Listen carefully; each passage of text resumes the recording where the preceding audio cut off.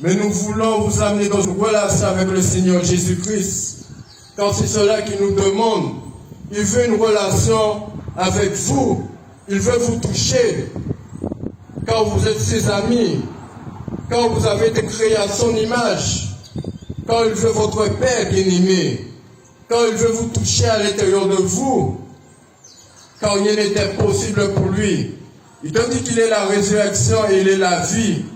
Toi qui es couché, toi qui es dans des réflexions, si tu ouvres la porte de ton cœur, si tu confesses de tes lèvres que Jésus-Christ est ton Seigneur et Sauveur, si tu confesses de tes lèvres tes péchés, il va te libérer de ta captivité. Car il est la résurrection. Lui seul peut te libérer de ce qui est le péché. Lui seul peut te libérer de la captivité, bien-aimé. Car il est ton Rédempteur. Il s'est donné sur la croix pour te sauver. Il s'est donné sur la croix pour te toucher, bien-aimé. Nous parlons de la foi. Et la foi vient de ce qu'on entend, de la parole de Dieu. La parole de Dieu qui est la vérité. Car la parole s'est faite chair. La parole qui est le Christ. C'est pour cela que nous vous disons, nous ne sommes pas dans une religion. Nous vous apportons la parole de la vie.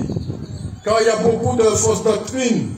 Et il y a une seule vraie doctrine, c'est la parole de Dieu. Car nous devons être en relation avec le Père. Car lui seul peut nous conduire dans la vérité. Et voici, il nous a laissé l'ami consolateur, le Saint-Esprit. Car nous sommes le temple du Saint-Esprit. Nous sommes l'Église. Là où 2 ou 3 sont réunis, il est au milieu de nous, bien-aimés. C'est pour cela que je veux vous dire, n'endurcissez pas votre cœur. Ouvrez, mais n'ayez pas peur. Ne faisez pas preuve d'orgueil, mais soyez humbles. Humiliez-vous devant la face de Dieu. Car cela ne sert à rien d'être fier. Cela ne sert à rien de garder tout pour soi. Car au contraire, tu te détruis intérieurement. Ça te sert à quoi de rester dans l'amertume? Ça te sert à quoi de repenser aux choses passées? Il te dit toutes choses passées, déjà passées. Pourquoi veux-tu retourner en arrière? Pourquoi veux-tu repenser à ce qu'une personne t'a déjà fait? Mais si nous venons à vous, bien-aimés, c'est pour que Christ puisse vous toucher, vous libérer de sa captivité. Car quand tu repenses au passé, tu es captif, bien-aimé. Cela ne sert strictement à rien. Sois dans le pardon, car le Dieu que nous servons, il est miséricordieux. C'est un Dieu d'amour et un Dieu de paix. Il veut que tu sois dans le pardon. Il veut que tu sois dans l'amour. Il veut que tu aimes ton frère. Il veut que tu aimes ta mère ou ton père. Peu importe ce qu'il t'a fait. Il fut autrefois dans le passé. J'étais quelqu'un qui avait beaucoup de colère en moi. J'étais rancunier. Je me disais, je ne vais jamais changer. Mais Christ s'est manifesté dans ma vie. Moi qui n'ai pas bon, mais lui, il est bon, car il a voulu mon bonheur.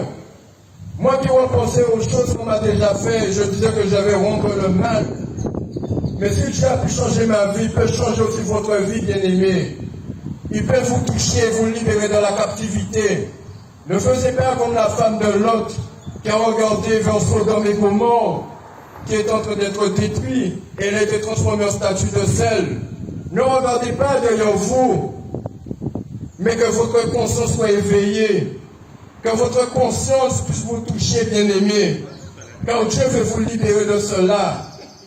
Il veut que vous soyez dans le pardon, il veut que vous soyez dans l'amour, il veut que vous marchiez dans une seule voie, la voie, le chemin, resserré, toi qui mène à la vie éternelle qui est le Christ.